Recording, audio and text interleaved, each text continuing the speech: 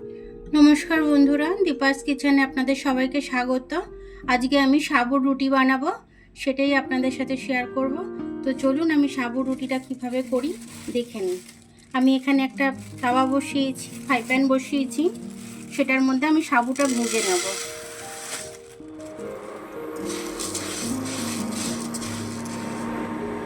আমার এটা ভাজাটা হয়ে গেছে, জাস্ট টেলে নিয়েছি একটু। এবার আমি এটা ঠান্ডা করতে দেব নাবিয়ে। নিয়েছিলাম ওটা, এখন আমি ম্যাশ করে নিচ্ছি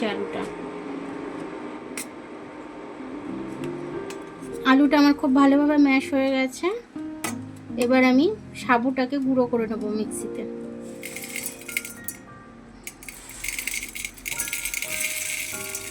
গুঁড়ো করে নিয়েছি সবটাই। আমি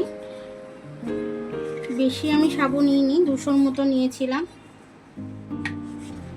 এবার আমি স্বাদ অনুযায়ী নুন দিয়ে দেবো। এবার আমি এটাকে মেখে নেব। আগে আমি আলুটা দিয়ে মেখে নেব, তারপর জল লাগলে আমি জল দেব। অল্প জল লাগবে, আমি একটু জল দিয়ে দিচ্ছি। দেখে নিচ্ছি কতটা জল লাগে আমার, আর একটু লাগবে। এটা আটাটা কিন্তু মাখা হয়ে গেছে। আমি ভাবলাম সাবুর রুটি প্রথমবার করছি আমি, তো আমি ভাবলাম জলটা একটু কমই লাগবে। তো আমি দেখলাম বেশ ভালোই জল লাগবে আমার আটা মাখাটা হয়ে গেছে। খুব সুন্দর নরম করে মেখেছি আমি, খুব বেশি শক্ত করিনি। এবার দেখি লেচিগুলো কেটে নিই।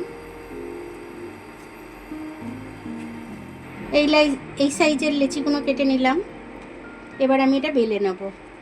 বেলে নিয়েছি, দেখুন একটা আমি সেকতে দিয়ে দিয়েছি। দেখুন এইভাবে আমি সেকে নেব, আমি তেল দেব না, এমনি রুটি করছি আমি। সুন্দরভাবে ফুলে যাচ্ছে একদম।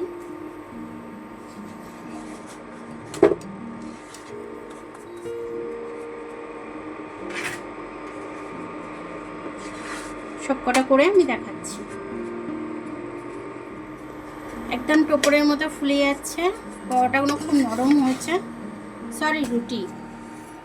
দেখুন আমার এতগুলো রুটি হয়েছে, সফট কিন্তু ভীষণ নরম তুলতুলে, একদম হাতের মুঠোয় চলে আসছে, একদম একদম সফট।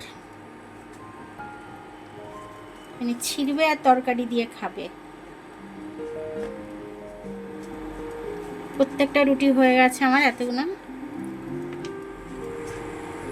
এতগুলো রুটি আমার হয়ে গেছে। আপনারা যা খুশি দিয়ে এটা খেতে পারেন। আপনারা নিরামিষ দিনে যে কোনো একটা আলুর তরকারি দিয়ে, কি যে কোনো একটা পনিরের সাদামাটা তরকারি করে, যে কোনোভাবে আপনারা এটা খেতে পারেন। আমার ভিডিওটা দেখার জন্য অনেক অনেক ধন্যবাদ।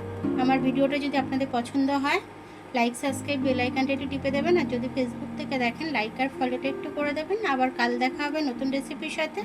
ততক্ষণ আপনারা ভালো থাকবেন, আমি আসছি।